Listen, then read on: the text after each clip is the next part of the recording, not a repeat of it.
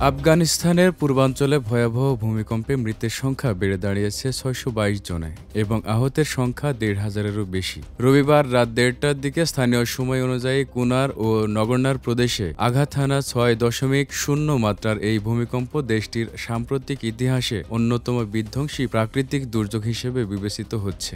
Reuters, AP এবং the guardian সহ একাধিক আন্তর্জাতিক সংবাদ মাধ্যমের সর্বশেষ রিপোর্ট অনুযায়ী ভূমিকম্পটি ছিল ভূপৃষ্ঠ থেকে মাত্র ১০ কিলোমিটার গভীরে, যা এর ধ্বংসাত্মক প্রভাব আরও বাড়িয়ে তোলে। সবচেয়ে বেশি ক্ষয়ক্ষতি হয়েছে কুনার প্রদেশে, যেখানে ৩টি গ্রাম পুরোপুরি ধ্বংস হয়ে গেছে।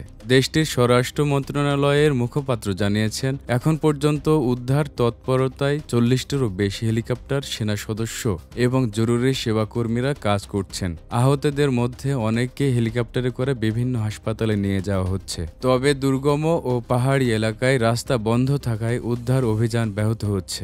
স্বাস্থ্য মন্ত্রক সূত্রে জানা গেছে, জালালাবাদ সংলগ্ন একটি গ্রামে ৩০ জন এবং নানাগর হারে আরও ৯ জন নিহত হয়েছেন। এছাড়া অন্তত ২৫ জন গুরুতর আহত অবস্থায় হাসপাতালে চিকিৎসাধীন রয়েছেন। তবে আশঙ্কা করা হচ্ছে ধ্বংসস্তূপের নিচে আরও অনেক মানুষ আটকা পড়ে রয়েছে।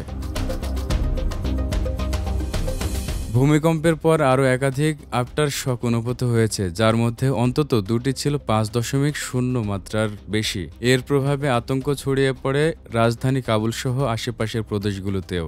এমনকি কম্পন অনুভূত হয়েছে পাকিস্তান ও ভারতের কিছু সীমান্তবর্তী অঞ্চলেও। আন্তর্জাতিক সংস্থাগুলোর মধ্যে রেড ক্রিসেন্ট, জাতিসংঘের মানবিক সহায়তা বিভাগ সহ বিভিন্ন সংস্থা ইতিমধ্যে ত্রাণ ও উদ্ধার সহায়তা শুরু করেছে।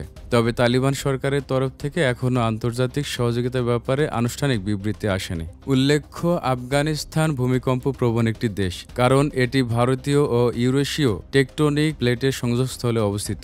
২০২৩ সালের অক্টোবরেও একই মাত্রার ভূমিকম্পে বহু প্রাণহানি ঘটেছিল এই দেশটিতে।